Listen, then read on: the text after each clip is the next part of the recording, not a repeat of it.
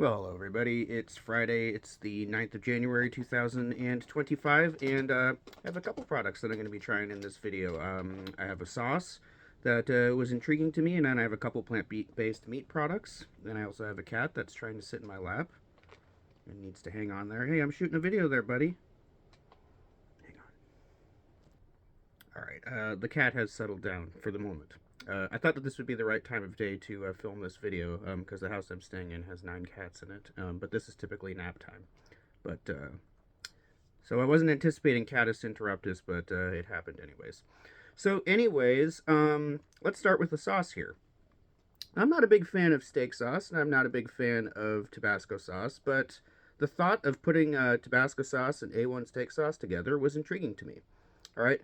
And I don't necessarily dislike steak sauce, but I just like my steak either with a different sauce, like a creamy sauce, or with no sauce at all, just well seasoned.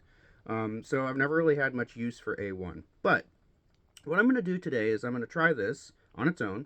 Then I'm going to try it with some plant-based steak pieces. So I got these Beyond Steak plant-based steak tips.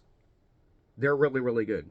I know there's sort of an ongoing feud between the Beyond products and the Impossible products. I think generally Impossible products are better, but when it comes to those steak tips, I don't know if Impossible has any. The Beyond steak tips are outstanding, and they just seem to be getting closer and closer to tasting like the real thing in terms of texture and flavor. So, yeah. So I'm going to do that, and then I made a burger sauce with this, and I'm going to try it on a Beyond burger patty. So, there we go. Let's try the sauce. It does smell tangy. I think I just got steak sauce on my nose. No, I didn't. It does smell tangy.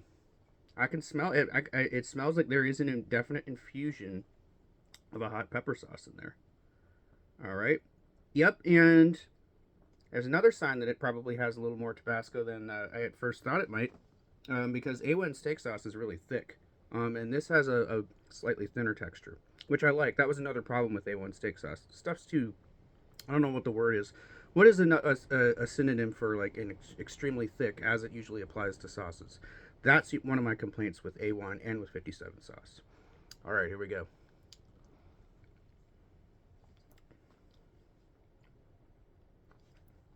Mmm. Yeah, I like that. I like that. Tabasco's a really nice addition to A1 sauce. There's spiciness, there's tanginess and zip that's in there that's not in regular A1. And they must have put a lot of Tabasco sauce in there because there is real spice in that. It's kind of hot. Now, my tolerance is down right now. I haven't been eating a lot of hot sauces, but still. That's a good spicy steak sauce. I like that. Quite a bit. It brings out the best of both the sauces that I don't like that much and combines them into something that I kind of do like. So on its own, I'm going to give that, at least a 6.5. It's probably going to be even better on these steak tips. All right, so let's get a nice big steak tip. I just prepared it up in the skillet. I don't know if you can really see that well, but you know, you could be fooled and think that this is a piece of actual meat, right? They're getting the texture. I think they keep working on the texture and coming out with a new recipe. Because I feel like a year ago when I tried these steak tips for the first time, they were very much identifiable as a plant-based product. All right, here's the steak tip with the A1 and Tabasco sauce.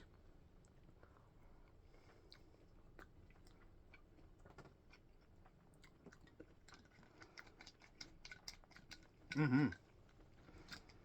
Yep. Is that the wrong? I was trying to put a lid back on this. It's great over the steak tips. And man, those steak tips are good. Those are just the closest thing, completely plant-based product, to tasting like actual beef you're going to get right now. I've had several of them. That is almost like the real deal. It's the meat doesn't hold together as well. You know, steak has a certain firmness to it that does not have. It's a little bit more fall aparty. But yeah, they're really getting the texture right. That steak sauce goes really, really nicely with it. So now I'm bumping it up to a 7. All right, it's a 7 over plant-based steak tips. Let's try it on a burger. So I'll just go over really quickly what I did to make the burger sauce. And my burger is very minimal. All I put was my burger sauce and then a few like pickled hot peppers on it. So, started with this. That's the basis of the sauce. I added a squirt of this Nance's sharp and creamy mustard. This is really really good if you can find it. Um, and then some Zender's dill pickle hot sauce, which by the way is not hot at all. It's just good. And some sriracha ketchup. This will be the first time I've tried this too, but I'm not reviewing it in this video. It's just going to be part of the burger sauce. So if I taste hints of sriracha in the burger sauce, I'll mention it. And then the other ingredient that I put in my burger sauce was just a little bit of, just like a standard mayonnaise. All right. So here we go. See, it's just hot peppers, burger sauce, and a Beyond Burger patty. Here we go.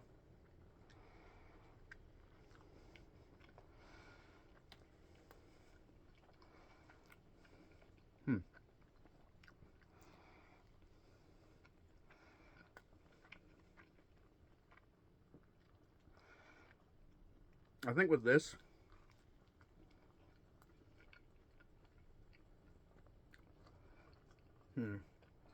it's entirely possible that I waited too long after I put the sauce on there to eat it. So I toasted the bun.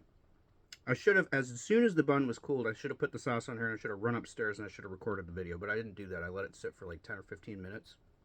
So now the sauce has kind of become soaked into the bun a little bit.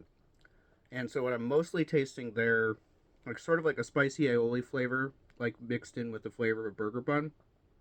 And then, that plant-based meat patty, which they're not as far along with the plant-based burger as they are with the steak tips, I have to say.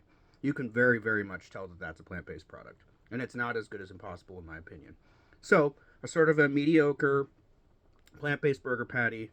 Nice hot pepper flavor. It was the blend of pickled hot peppers that I used was a Delalo hot pepper blend, and it had sliced yellow, red, and green hot peppers. That's really nice on this.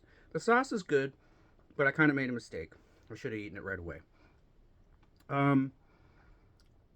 Yeah, okay. So, despite the second half of the video being a little bit of a fail, the first half of the video was, I would say, an unqualified success. All right, a sauce that I combines two things that I don't normally like. Good on its own. Excellent over plant-based steak tips. So yeah, I recommend going out and getting that. If you can find it. I don't even know if it's still in stores, but I found it in the fridge of the place that I'm staying at. So I don't know if it was a limited time thing. But hey, if you can't find it in stores, get a bottle of A1 steak sauce and then put some Tabasco sauce in it, and I'm sure you're going to get pretty much close to the same thing. All right, that's it for now.